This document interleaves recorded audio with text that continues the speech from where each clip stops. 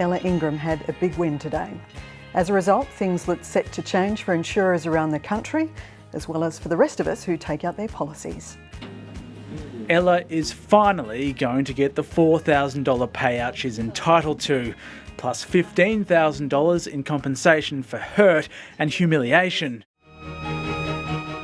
Nearly half of all Australians will experience a mental illness in their lifetime, from mild anxiety to severe psychosis. He declined to comment to 7:30. It also attempted to delay this story by seeking a legal injunction, which was refused. QBE wouldn't be interviewed today, but released a statement. My name's Ella Ingram.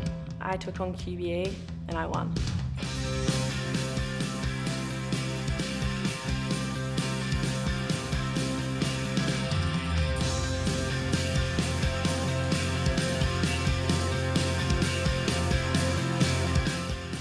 The trip was due to leave in April, but deep down, Ella knew she wasn't well enough to go. When her psychiatrist also recommended she cancel, with a heavy heart, she followed his advice.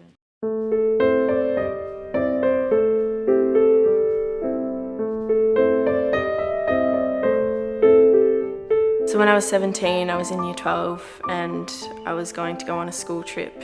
I'd saved up for about maybe a year and a half, and I worked at a bakery. I was so excited. It was all we could talk about at school, was the trip to New York, the trip to New York. But unfortunately, I got diagnosed for the first time with depression.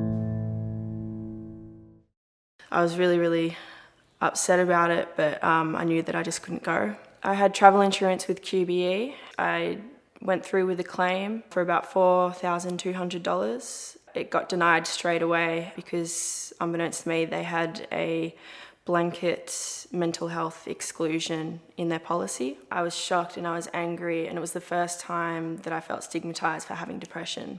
I then started an appeal process that took months and then took even years, and it wasn't until 3 years later that we finally got to court. To finally get QBE into court was such a good feeling. It was also very terrifying at the same time, going up against a multi-billion-dollar company. I was really anxious, but then my anxiety sort of subsided because I realised that when they had to prove that what they were doing was legal, well, it just didn't add up. The numbers didn't add up. I felt confident we would succeed and that, yeah, we would get a win.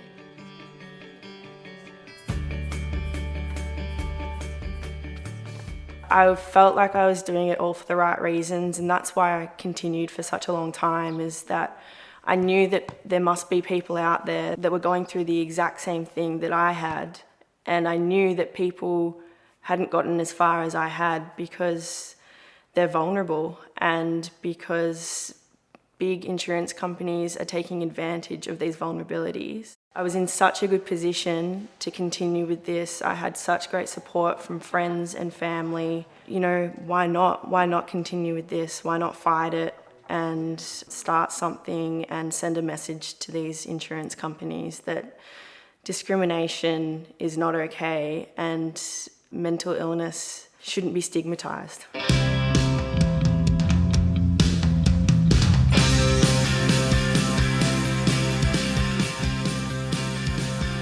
That was so, I guess, empowering, and it just backed up all the reasons of why I wanted to go through with this in the first place. I would like insurance companies to know that people with mental illness aren't weak. There are people like myself that are going to fight them in court and not let them get away with what they've been getting away with for so long.